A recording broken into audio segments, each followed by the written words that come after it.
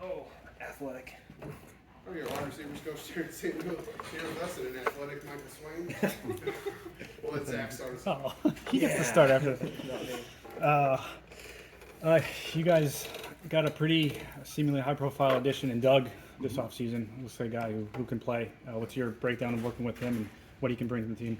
Eager, wants to play, wants to get in and contribute, wants to help the team win. He's hard on himself, and he's detailed. He's picked up this offense really quick. That's hard to do. This is not an easy offense, verbiage-wise, rep-wise, to get in and just jump in. And you tell him once, and he's able to go out there and express the route and express the block and put himself in a position to make plays. So he's having a good, camp right now for a guy that's just only had 7 practices. Where do you think that ability to pick things up that quickly comes from? This kid, I still remember recruiting him way back when I was in other spots. Mm-hmm. Coming from American Heritage, he's one of those kids that's just tough, loves football. Once he get it, he's going to run aggressive, run angry. He's a football player. He likes football. What does the evaluation process for him look like then? Obviously, you didn't play a ton in Minnesota, but if you knew him from high school, how does that work? Well, it just makes it a lot easier because I can call his high school coaches. I've already talked to some of them, so I got an idea of a feel. But like I said, I already knew what his high school film looked like. So I felt really comfortable being able to talk to him, knowing what type of personality he would have coming in. We did our homework, and like I said, he's showing that he can do what we need him to get done.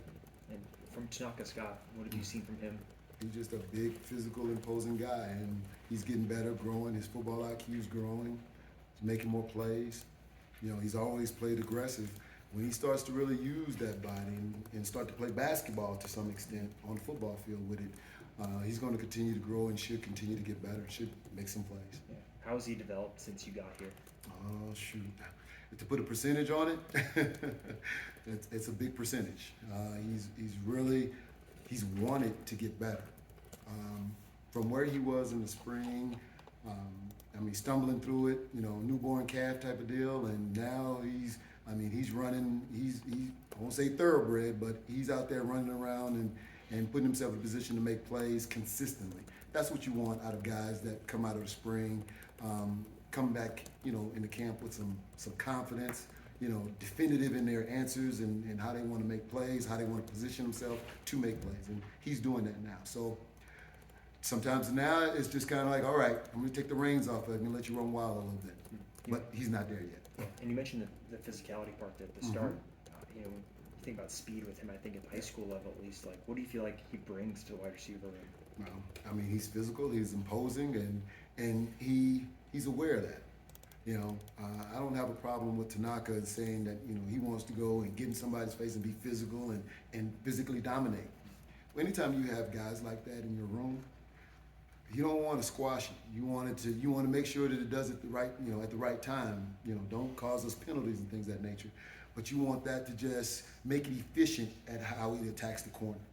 And he's starting to get more efficient in how he attacks the corner. Is there an obvious concern, or I don't want to call it weakness necessarily, but something you're worried about at this point with your room and your position? We're just young. Yeah. I've experienced this. In 2012, I had a lot of issues to deal with a bunch of young wide receiver squads. So I think I'm experienced in trying to make sure that those guys understand, stay focused, execute the details, follow through, but be hungry to make the play. So I just got to get them. The more and more they get comfortable making the plays, understanding the situation, and just play within our offense, they'll be fine. They'll grow. But right now, I got to learn. Like I said, sometimes you don't want to jump them too hard and I'm trying to build up the confidence. Mm-hmm. So, but there's other times when I'm going to need to get on them, because I want them to understand the, severity of a drop. So you got to make them the fine line between the two, and then, like I said, but build them up on the back end. A month is 30, 31 days, no matter how you look at it, right? Are Build there them ways up. you can expedite and speed up their experience and their growth, even though the time stays the same? It's reps. Okay. Still reps and experience. I got to be put in a situation, my body awareness. I got to be in a situation. I got to understand that this is what's going to happen at this time, and then I need to act accordingly. the more times that they were put in those rep situations, and then I get the results that I want. And you know, like I said, the more we put Tanaka in more of those situations, the more these young guys, Doug, keep them in those situations, then they'll make the decisions we need them to make, and they'll make the plays we need them to make. But not before. To just expect a guy to just come right in without experience to be able to do these things, you're wishing. What have you seen from Lawrence so far? He's green and growing. I mean, that, you know, he's still physical. He's going up and catching the ball with his hands. His confidence is going. You know, like I said, I mean, you guys probably saw, you know, where they were last year. You know, I didn't get a chance to see that, but their confidence now, they know how to line up. They know they're attacking DBs now. They're attacking the secondary now. That's what he's doing. That's what looks good. He's playing bigger, playing stronger, you know, and playing faster from day one, because he had last year and what he had to deal with last year. He's playing stronger, playing more confident now. What's your takeaway from him thinking about leaving the program earlier this year? I think the guys he came in with and the guys he went to war with, you know, and he's starting to build those bonds. Those things become more important to him than a lot of the peripheral things. So, you know, kudos to him and being, you know, bonded with these guys that he's been in these walls with. And maybe not specific to Lawrence, but when you mention peripheral things, what is that nowadays in your mind for coaches? There's just so much things that these kids got to deal with. Yeah. You know, I mean, you know, it's stuff all over the place. You know, way more than what I had to deal with in '90 when I was playing. You know, because we didn't have the internet. You know, these dinosaurs. I mean, you know, so or Barney Rubber or whatever, however you want to consider it. But you know, these guys, there's just so many things that these guys got to deal with. They're being tugged in a lot of different directions. And it's just nice to see a guy say, you know what, these are my guys, these are who I want to play with. I'm gonna stay here and I'm gonna go ball out with these guys. That's simple. For you and the whole position group, has there been a point of emphasis for you guys during fall camp? Well, stay humble, stay hungry. Stay humble, stay hungry. You know, it'll come. If we stay humble, we stay hungry, everything we want to come to us. You know, if we put the cart before the horse and things of that nature, then things are not going to go as smooth as we want. And guys that get their mentality, you know, bent out of shape. Stay humble, stay hungry. The opportunities will come. We got to make sure we make them. It sounds like you knew what you were dealing with when you saw this youth. I mean, that's obviously nothing new to you, but has there been a surprise with this group to you? I know it's still early. Their willingness to work. You know, I said that when I first got here. One of the first things they told me, and Coach, you don't have to tell us to go in there and give you effort. That's what the group told me. And I was like, okay. All right. That was way different than what I had in 2012 when that thing happened. And there, you know, and I had to build guys up more because they were split all over the place. Yeah. All right. But this group, I mean, like I said, I think they'll be able to, when things get a little crazy, I think this group will come together. They'll talk it out. Then they'll get refocused, and then they'll do it faster. But you know, that's just, you know, that's me ifing and wishing too, staying positive. But we got to stay positive with my guys. They're young.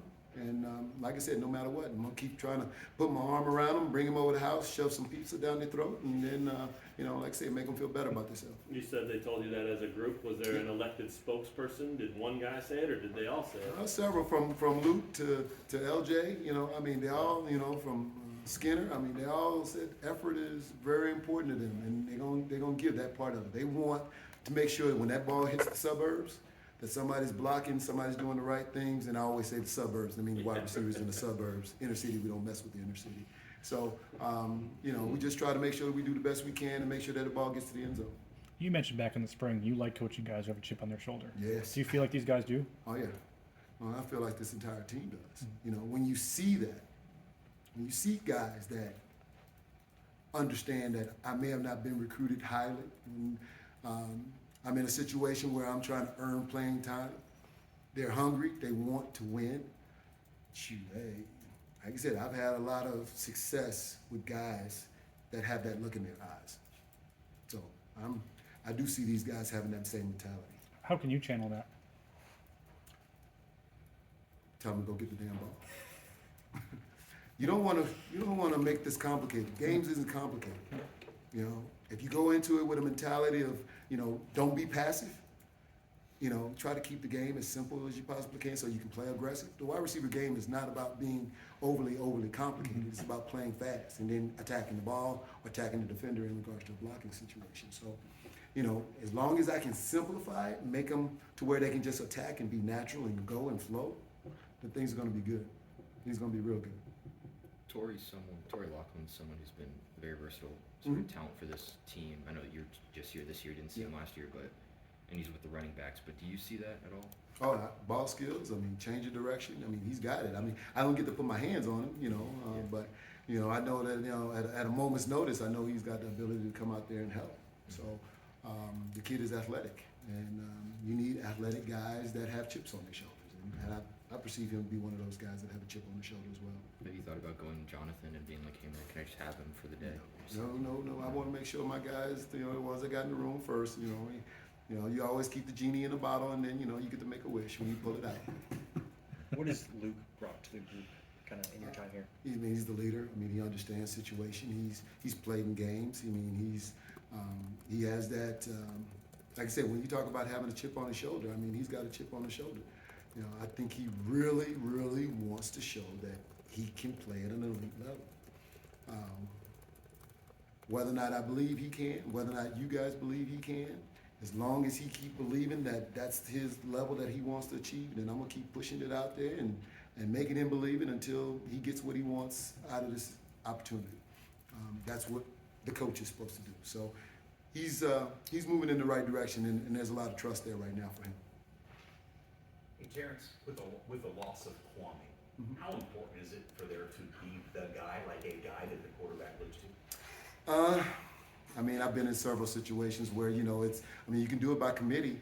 You just have to have guys that are hungry to go make a play, you know, and if and when you're in an offense that's simple enough that these guys can just react and go get it, you can do it by committee. All right, you can take a guy that has special skill sets to do certain things and use those things. But when you don't, you know, when there's not that situation, then that's when it really becomes a guy that's, you know, Kwame, you know, shoot, I mean, he did just about everything from what I see on film, you know, and it looks like all the other guys were just green and growing and coming up. So I just think, you know, for me right now, every kid is a potential playmaker. You want to push them in that regard. Because if they all feel that way, and they're all feeling good that way, when the only thing I worry about is when that ball is in the air, do they attack it? You know, do they deal with the DB? Do they attack the ball? Hey, and then we look at the percentage-wise of how many plays you make and how many plays you don't make. The guys that are making the most plays, percentage-wise high, those guys are going to get more opportunities. And as long as guys understand that in the meeting room, we're going to play the guys that, when that percentage is high as far as making plays, 50-50 balls, and whatever the little things, and they're doing those things, those guys are going to play. And I think we'll have a lot of guys that are willing to do whatever it takes to get that percentage high, making plays. You mentioned that is there a set number of guys you feel good about in that regard right now? Man, everything right now, but ask me after the scrimmage. You know, scrimmages tell me everything I need to know. Anything else for Coach?